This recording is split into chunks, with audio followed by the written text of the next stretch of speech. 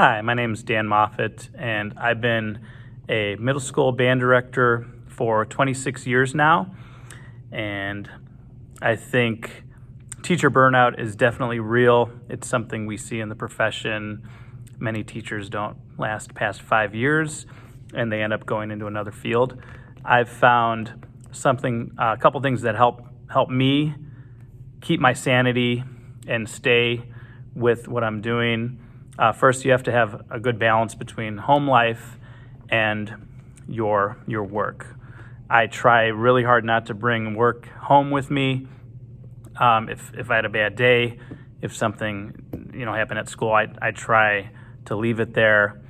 And you got to have a separation. You got to have a little bit of a wall where you can't just be bringing things home and working 24/7 as a band director. I mean, being a band director is something I really love. I've always enjoyed it. It's been what I've wanted to do for a long, long time, but it's not who I am. I feel like it's what I do. There's a lot more to me than teaching junior high band. Another thing that I think really helps me to avoid, or has helped me to avoid teacher burnout, is trying not to forget how I got into music. And it wasn't as a teacher, it was as a performer, a saxophonist. When I started band back in 6th grade, playing the saxophone was something I loved. I just always looked forward to going to band, and I always knew I wanted to play the instrument forever. And after I graduated college, got my first teaching job in Joliet, I joined a bunch of community bands. I had the time. I wasn't married at the time. I didn't have kids at the time.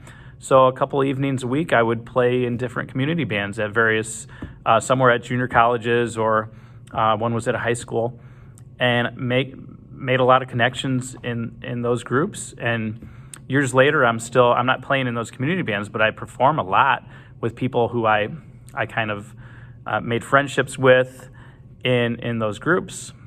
So now, as a junior high band director, I also perform in a lot of different bands, jazz bands, wedding bands, rock bands.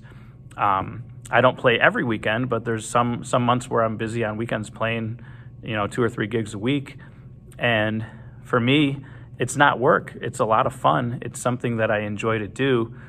And I feel like, it's something that kind of gives me a balance where I'm not just teaching music. I also get to perform music still. And I get to kind of use some of those experiences as a performer in my teaching with my kids to help them get over anxiety or whatever it is they're preparing for a performance.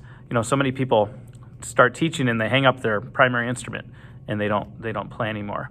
And I just think that that's a mistake. If you have the time, if you can do it, then find something. It doesn't have to be a professional band. It could be just a community ensemble or an orchestra or singing in a choir.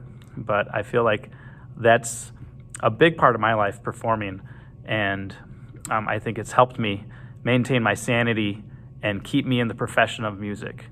So those are just things that have worked for me and my experiences over the last 26 or so years, and I hope they help you. Thank you.